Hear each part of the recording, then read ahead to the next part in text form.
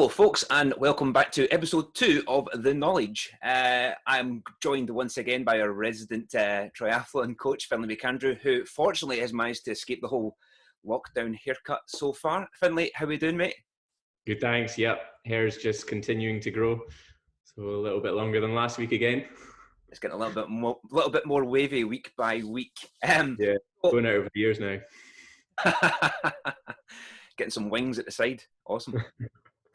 Off the back of last week's chat, we talked quite a lot about fats in fasting, Fin. Now, there's been quite a good response to that, and people are now asking more and more about what's the opposite end of that scale, and obviously carbohydrate and fat. So the way in which we would usually fuel ourselves, obviously dependent on the intensity of the session and duration of the session, which is stuff we're going to break down in the next little 15-20 minute chat. So first and foremost, let's break it down to the simplest form. How do we actually fuel aerobic exercise? So with aerobic exercise, we're on easier end training. We're talking about higher fat foods, and so that we can promote aerobic metabolism. But when we're doing harder intensity, we're shifting to the other end of the scale where we're wanting to metabolize carbohydrate, because when we break down carbohydrate, it supplies us with energy faster and more of it. So that's how we're really fueling harder intensity training and going to that other end of the scale. So that's where we really need to look at how carbohydrate becomes our primary fuel source in that style training. So that would be, if we go take it back to simple, understandable terms, a rate of perceived exertion, 1 out of 10 would be probably about 5-6. Mm-hmm. A high zone 2 to maybe zone 3 upwards. So it would be the same across power zones as well as your heart rate zone. So that's kind of looking at sort of more the tempo kind of style of efforts, isn't it? Yeah. So once we're moving into those slightly higher zones and we're starting to work at harder intensity, we're going to get this natural shift. So fat metabolism is almost like an inverted U. You'll get the rise on fat metabolism will be relatively steady as you're exercising, and then it will reach this ceiling where we just can't metabolize fat as a fuel source anymore, and that will then drop quite quickly off, and we'll then start utilizing a lot more carbohydrate as fuel. So that will differ from person to person, but typically once we start to get into those tempo intensities, that's when we'll start shifting to much more carbohydrate metabolism. We touched on how we can become more efficient with that fat metabolization. We talked about plasticity, metabolic plasticity last week. So if you haven't seen that yet, go to episode 1 of The Knowledge. We talked about fats and how you can actually get better. And I mean, you're not going to be able to do flat out efforts based on fats, but you can definitely push up your efficiency so that you could maybe approach the bottom of that sort of tempo in that high zone 2 and ultimately try and sustain that purely on fats, can't we? Yeah, absolutely. We call that your fat max. So the maximum maximum power you can put out metabolizing predominantly fat. So that might be 150 watts for somebody, but then after 10, 12 weeks of training, specifically at a zone and practicing different fueling methods, you might shift that up to 180, 200 watts and so on. So yeah, you can definitely affect that. So again, that's part of the conversation we had in episode 1, and we want to really try and stick really to the kind of gist of what we want to chat about today, and that's that carb situation. So we talk about carbs, the relation to them and how we train and what we do in that training. What does that look like, Fin? So when we're doing hard intensity training, we need energy fast. The demand for energy is one of the most important things. We need to supply the working muscles with energy, essentially. So as I said before, carbohydrate supplies us with energy faster than fat does. We can break down carbohydrate into energy faster and it produces more of it. So we really need to fuel these harder training sessions with carbohydrate. So when we are going into a hard session, we need to think about how are we going to fuel that hard session before we do it. And this is where we don't do the same training every day. So why would you eat the same thing every day? Yeah. So When you're looking to the day before almost doing a hard session, that's where it's starting to think about, well, planning out the meals ahead of that session and the fueling, so that you're in a position to go into that session with good carbohydrate stores. Yeah, I think a prime example of that is that when we have anyone who perhaps are doing like some kind of power profiling, whether it's a ramp test, a FTP test, 1 minute test, or anywhere along that profiling spectrum, we really ask them to lean really, really heavily on carbs, and that whether it's, and this also depends on the timing of when you are training. If you're training late on the day, make sure you're carb heavy during the day. If you're training first thing in the morning, be carb heavy overnight and have a pretty carb heavy but simple carbs in the morning, so that you've actually got everything in there stored in the muscles, ready to be utilized. Yeah, I think a very common mistake that people make when we talk about eating carbohydrate is they think they need to eat more, and it's not the total amount that you're eating, it's shifting the proportion of your macronutrients and actually what's in your diet. So you might eat very similar amount of calories or overall foods, but you just change the proportion of what's in your meals, so it's carbohydrate rich and carbohydrate heavy. And that might mean that you could wake up in the morning and do a fasted run or a fasted bike session, as we were talking about the other day. But then as soon as you finish that session, you would then start to refuel with carbohydrate, so that the session that's then planned in the evening, that's a harder session, you're then fully fueled for. Yeah, and actually that's something that I did at the start of this week. I had myself down for a ramp test to just see where my progress is at right now, because I think having some really your FTP and stuff like that, your power weight ratios, a good thing to keep yourself focused and motivated right now. So as for instance, in the morning I got up, had a black coffee with some MCT oil or some coconut oil in it, did a couple hours just riding really, really mellow, straight home, recovery drink in me as soon as I was in the door, and then I was just carb heavy all day. I think I had about 3 or 4 different kind of snacking windows. And then about an hour and a half out, I had a really, really carb heavy drink. So I had a bottle of Morton's, which is a mix of different carb chains. But we'll talk about that towards the end. And I actually ended up putting managed to dump a little bit more of it in my FTP, which is always nice. But that then goes to, we spoke about, again, we try not to cross over between the fats and the carbs. We really want to focus on that carb and make sure we get as much information about that today as possible. When we are looking at these sessions, Finn, what in essence are these sessions looking like? Can this go from a basic threshold session, a sweet spot session, but obviously the further up you get to that chain, the more intense it is, the more energy you have to produce, therefore the more energy you're going to have to start bringing into your body. So let's have a look at what that would be like. So what would we be kind of recommending to athletes to kind of think about fueling wise, dependent on the duration and the kind of intensity around about those sessions?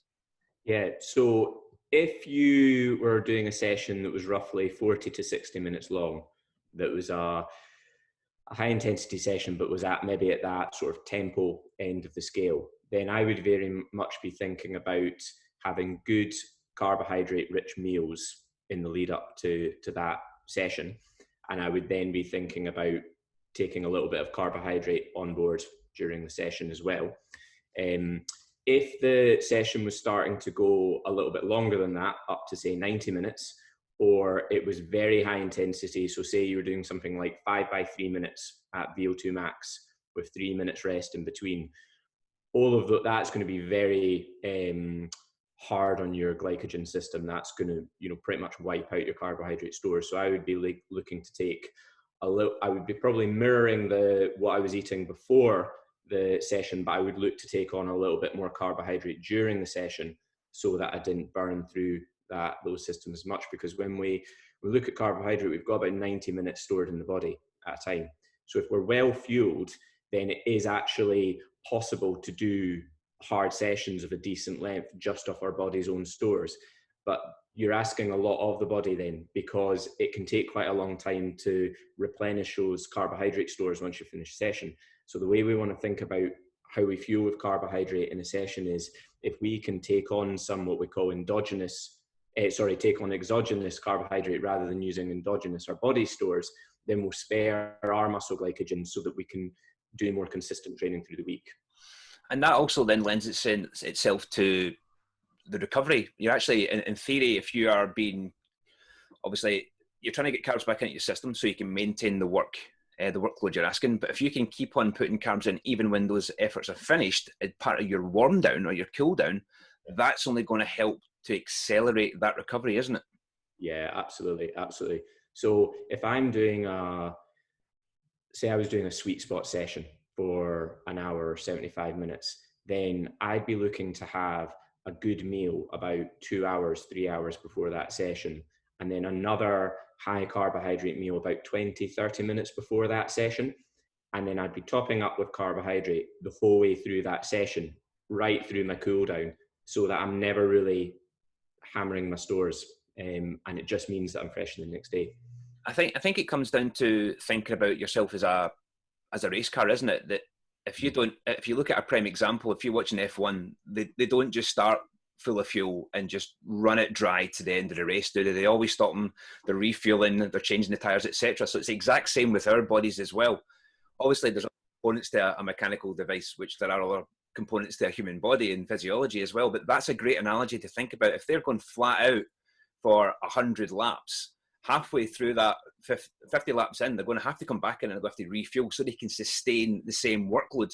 And we're no different. It doesn't matter if you're a world tour professional or you're somebody who's just trying to get fitter. For you to be able to use the energy to get that adaptation, you have to first and foremost have that energy inside your system. Yeah, absolutely. I would say to people, it's a long walk back from the gas station if you empty the tank. So we're a long walk back to the gas station. Sorry, yeah. So it's you need the fuel there to do the intensity. And one of the most apparent things when you see people's training is, and the first question I ask is, if somebody can't finish or do a hard session, then you have to look around, the box. What else is going on? Are they stressed? Are there other factors which involved?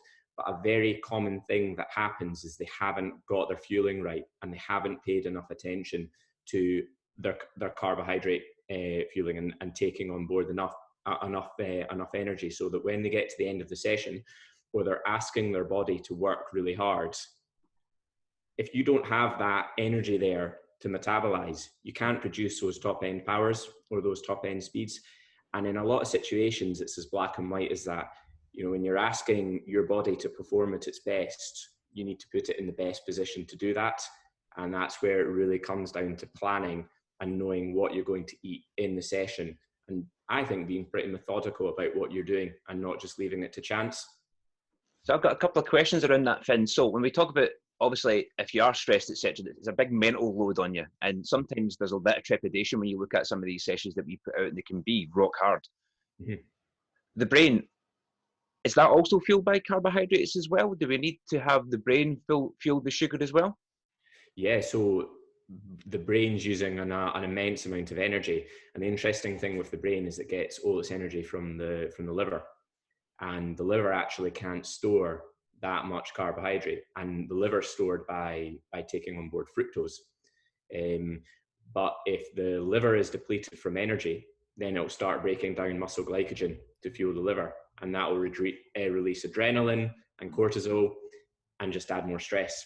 So, there's lots of evidence to show that when you're mentally fatigued, it's harder to perform, difficult exercise.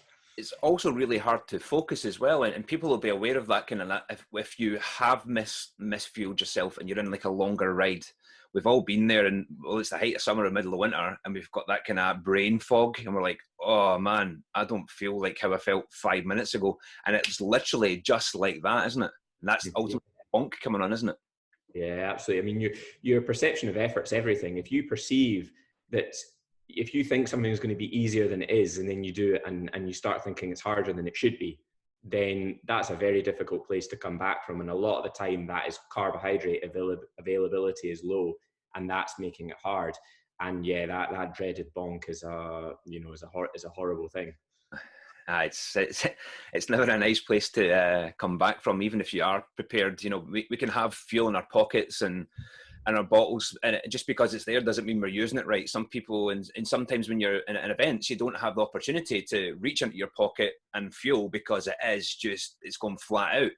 Likewise, if you have run out of fuel, you'll know what it's like scurrying about the town you're riding through trying to find a petrol station or a shop that's open at, you know, whatever time it is on a Sunday or whenever you're riding. So it's definitely, for me, it's as with a lot of things when it comes to your approach to training and the preparation, it's very much that prevention over cure, isn't it? Yeah, completely. There's no reason to actually really get into that position, and that's we're trying to mimic. We'll talk about this more in the future, but what we're trying to do in these sessions is really mimic what we might end up in a race situation, and what we would always try and avoid in a race is bonking. You know, because then you're never going to have a good race if that happens. And once that happens, you can't come back from that. You can't rectify that. So that really, in theory, shouldn't happen in training, because if we're preparing properly and planning properly, then you always want to get the most from every session. That's how I always think about training too, is that, you know, we don't have infinite amount of time, and we need to make every single session count. And if we can get the most out of each session, we're going to get stronger and faster, you know, quicker. And, you know, looking at carbohydrate in these fueling sessions, that's where our gut is just as trainable as our muscles are. And I know that's something you're touched on with Sarah the other day, where every different type of sugar and carbohydrate is absorbed via a different pathway. Yeah. So what we're taking in a session, we can build up to that and prepare that, so we're getting our body to actually absorb things in the right way. Yeah, and this is, again, hindsight's a great thing, is that, and I've seen myself make so many mistakes with this throughout the years, and it wasn't until I spoke to when I was in a professional team and had a real good nutritionist working with me, and he spoke to me about fueling and how important it was, and actually over fueling when you are doing these hard sessions.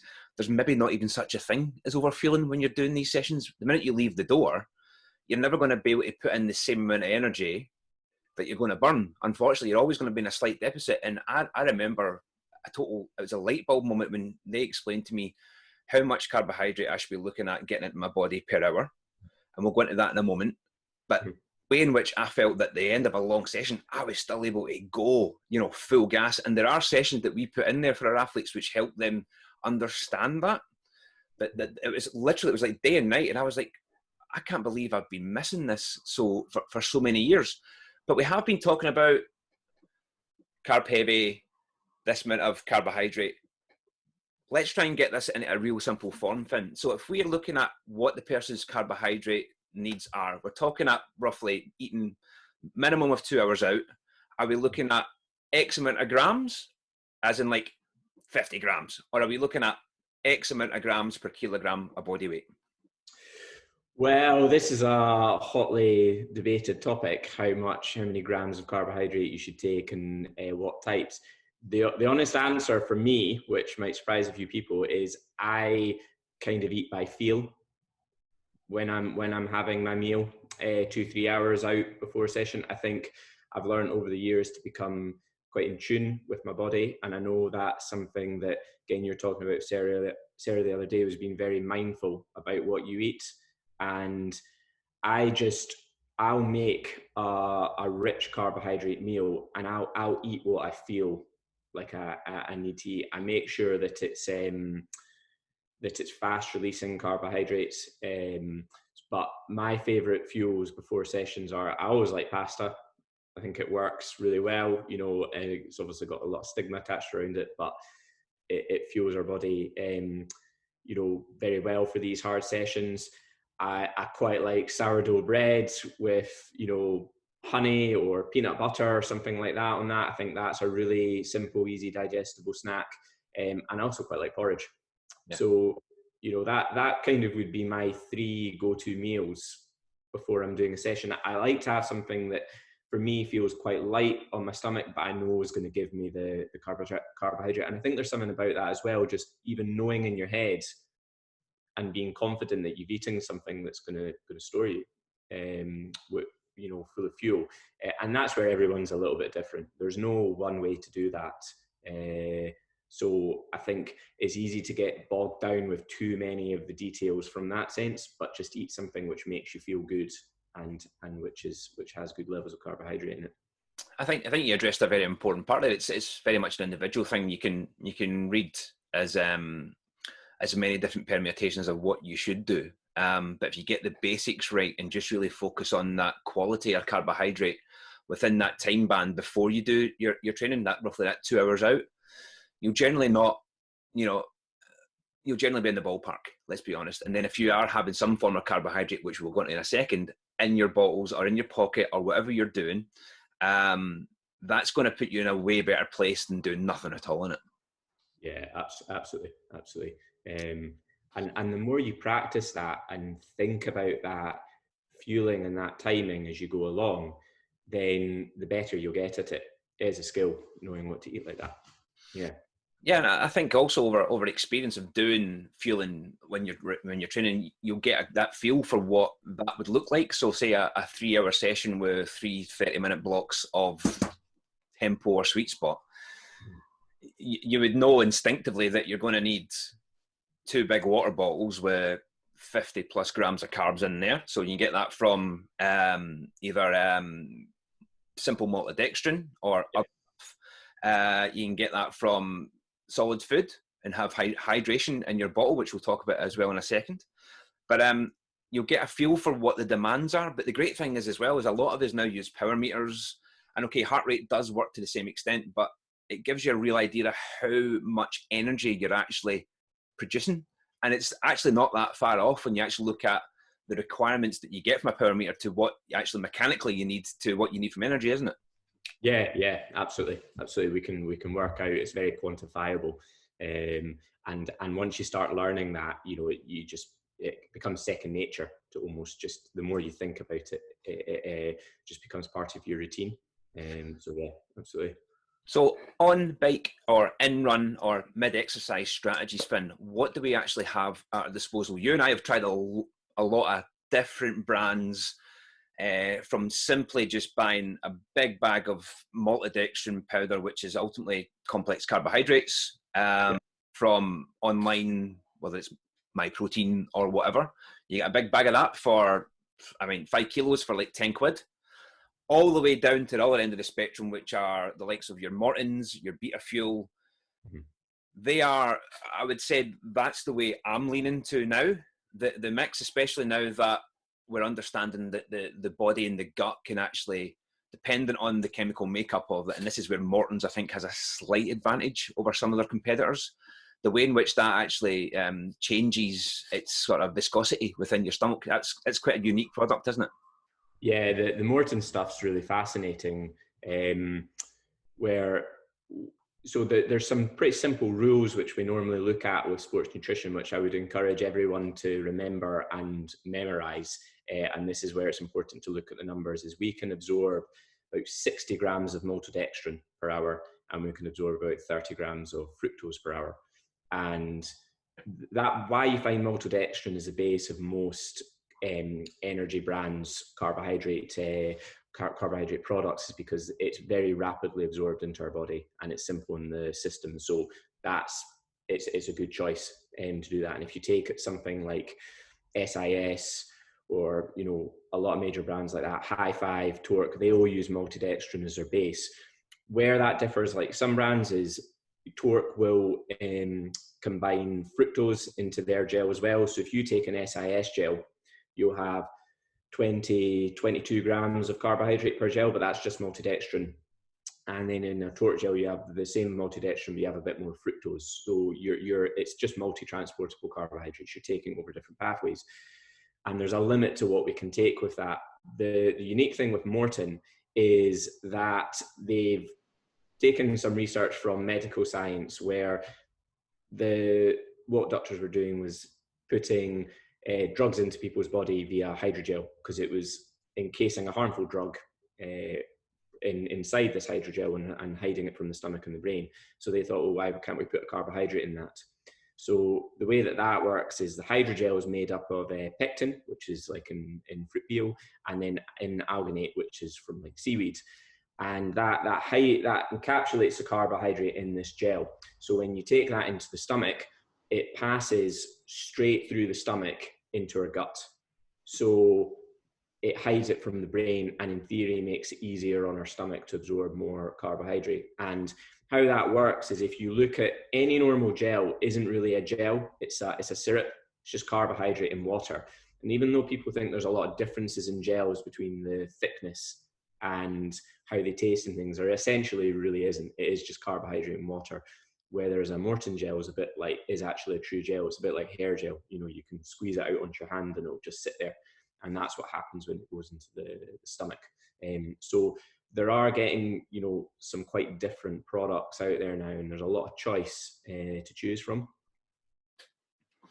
Yeah, I've found that in recent years, I've been doing quite a lot of, you know, quite big endurance stuff, whether it's 10-hour mountain bike races or a North Coast 500, and it's learning what works for you. And these all these products are great, but at the same time, we have to also allow for the fact that some people, they might just not agree with them. So that the other option we have is, might have heard the phrase of hydration in the bottle, food in your pocket. And that's also a good way of working as well, isn't it, Finn? Because if you try and do too much carbohydrate in your pocket and too much carbohydrate in your water bottle, that can have a slight negative effect, can't it, to what actually happens internally in your gut, can't it? So you end up getting something called sloshing in your belly, especially if you're doing triathlon and you're running, which can be, you know, it can be a sign that things aren't quite as they would be in it. Oh yeah, and you know, I couldn't work out what was going on when I first started racing Ironman, where I would get off the bike and I thought I was following a really good nutrition strategy, and I would get onto the run, I would feel like I had a bathtub moving around inside my stomach. I didn't know what it was, and it was because I was taking too much carbohydrate in my fluid. And the issue with that is that once you add carbohydrate into fluid, you change the osmolality of it, and all that means is that it's the amount of carbohydrate relative to the fluid. So if you have 30 grams of carbohydrate per 500 mils of water, which is quite a common sports drink makeup, then that's about a 6% solution. And that's too high an osmolality for our body our stomach to actually absorb the carbohydrate. So we end up diluting it, and this causes all sorts of problems. And we actually negate the point of drinking, which is to hydrate. Yeah. So hydration, we really need to, when we're drinking fluid, that's to deliver us with electrolytes and maintain our hydration level so we can thermoregulate and maintain our plasma volume. But the whole point of food is that we're taking on board carbohydrate, and that's our fuel. And that's where we can be pretty detailed then in terms of how much carbohydrate we want to take in the session. But it's, as you said, carbohydrate can be very disagreeable with people. And that's where we go back to the point that our gut is just as trainable as our muscles are. So what somebody really needs to start doing is practicing with small amounts and then gradually build that up to find their tolerance level, because we're not all the same. And we need to, we can't apply one rule to everyone. So if we were to kind of put this in a nutshell, Finn, feel free to jump in here. So what my understanding, what we spoke about, to kind of define it very, very simple for anyone who's viewing, is that if we are doing shorter, say, for instance, under 2 hours, it's okay to look at going, always go carb heavy 2 hours before. And that could be white rice, it could be nice pancakes, it could be porridge, or it could be pasta. So have hours out. When you then jump on your bike or put your shoes on and go for your run, and you've got specific intervals to do, whether it's from tempo, sweet spot, or above, think about bringing that carbohydrate in and having it in your bottle or in your pocket. Yeah. You then look at longer duration sessions, whether it's going like 3 hours to 10 hours, that's when we should maybe think about translating more to solid fuel. If we're able to handle that, having built that tolerance up over time and gotten better at getting the body more switched on to digesting that solid food when we are exercising, which again, we spoke about tolerance right there. That tolerance can be pushed and the gut can be trained. And then having the solid food in your pocket and having some form of, whether it's precision hydration or any other kind of electrolyte-based, sort of sodium-based hydro mix in your water bottle, that's the good balance between the two. So longer stuff, go solid food with hydration in your bottle. For the shorter sessions, you can get away with either gels or stuff that's actually in your water bottle. And that can be anything from a simple maltodextrin, which can give you anywhere between 25 to 50 grams per 500 mils, or going big time and looking at something like your Morton or your Beta Fuel, which will give you a combination of two different carbs. One, which is obviously bulking it up, you've got your maltodextrin, and then your fructose, which is obviously going to fuel you from two different pathways. So would that be right? Have I missed anything there? Yeah, no, that's a very good rule of thumb for people to follow. And I would say if somebody's doing those shorter, harder sessions, then aiming for somewhere about 30 grams of carbohydrate per hour would be a good amount to take, and that you can just take that very simply in the format of a gel or so. If somebody was doing repeated days where they maybe were doing 2 relatively hard days back to back, that's when I would up that. So I would be looking more at, say, 50-60 grams of carbohydrate per hour, but that's where we'd really want to build up to that. And when you're talking about the guts is just as trainable as the muscles are, when we're exercising, the blood's going to the working muscles, or it's trying to cool us down. So it's not in our gut. So that's one of the first challenges, is actually being able to eat and absorb it. And that's one of the harder things about eating solid food, is in longer events. That can cause issues. So one really good strategy that you can actually try, and I would practice this with caution, is have as big a meal as you physically can and then go and do a run.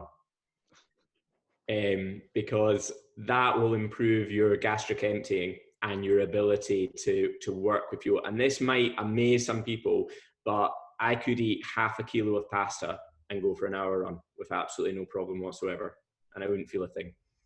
How gap are you leaving between eating that pasta and going your run? I could go in 10 minutes after eating half a kilo of pasta. And that's one of the things that, when we talk about in the future in other sessions is the demands of longer distance events. And one of the key things in those is being able to take on a lot of calories and a lot of carbohydrate and keep going. And that's where tolerance is key. I think the caution point was very, very pertinent in that last sentence that that last statement, because you could, as we spoke about, pushing the time out when it comes to using fat metabolization. So doing like a 45-minute session, a 2-hour session, a 4-hour session. Likewise, work from 2.5. The rule of thumb used to always be 3 hours out would be your last big meal. But if you can go 2 hours and then slowly work that closer, you will be actually training that gut, won't you? Without really having to do too much thought process or having to really do some crazy adaptation, which your body might reject. Yeah, absolutely. It's slowly shifting that time scale down is a great way to do it. And before you know it, you just won't have a problem anymore before eating and then doing a session. But again, it takes time, and I would stress, like, I've ended up in a couple of messes where I've eaten too much and I've had to stop because my stomach is just not good. So it's that, but you practice you learn from making mistakes, but that it's pushing that ceiling and doing it very gradually will make you very robust as an athlete. I think the other thing is as well is that you can harp on about carbs and grams and all that sort of stuff, and people might get lost in that and what does that look like. So a little trick that I learned a few years ago was to make it modular. So you work out what 50 grams of carbs looks like, whether it's 2 gels, if it's a banana and half a water bottle, just working out what that is. And that's very, very simple. Just look literally at the back of your packets, see how much is in the actual gel and how much is in a scoop when you're actually putting into your bottle, but also kind of having a little look on like the glycemic index and how much carbs you're actually getting, how quickly absorbed those carbs are as well. Again, this is a little bit more homework for people out there, and we would like to give you all the answers, but we've only got so much time to talk about it.